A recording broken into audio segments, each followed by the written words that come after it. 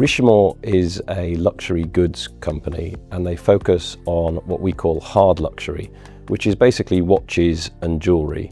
So within those areas they have multiple brands. So within watches, for example, they have Vacheron, Constantine, and within jewelry, which is the area that we really like, they own Cartier and Van Cleef & Arpels.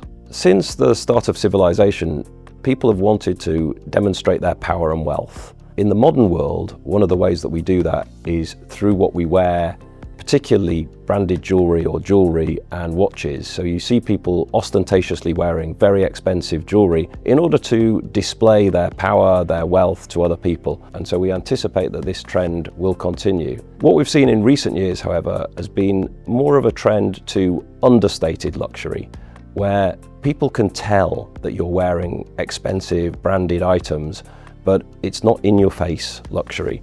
So it might be just a motif, for example, that you can see with a Van Cleef & Arpels Alhambra necklace.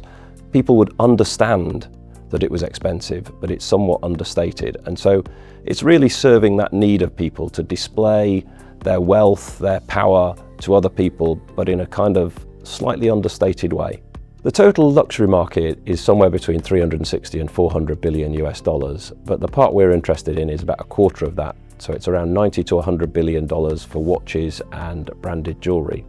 And we think the market will continue to grow at around 6% a year, which is what it's grown over the last 30 years on a compound basis, as we see wealth generally increasing around that level over time. In addition to that, what we think is really good for Richemont is that branded jewelry will continue to take market share away from the unbranded sector, and unbranded is around 50% of the jewelry market today.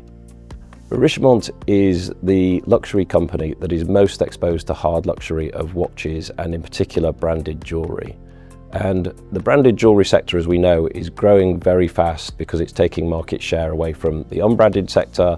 It's exposed to the growing wealth of consumers, and in addition, it's taking market share away from its main competitor, Louis Vuitton. So Louis Vuitton's two brands in branded jewelry are Tiffany and Bulgari, and we're seeing Richemont's brands, Cartier and Van Cleef, taking market share away from those two. So by owning Richemont, we own a company that is in the best part of a growing market, and it's also taking market share away from its number one competitor.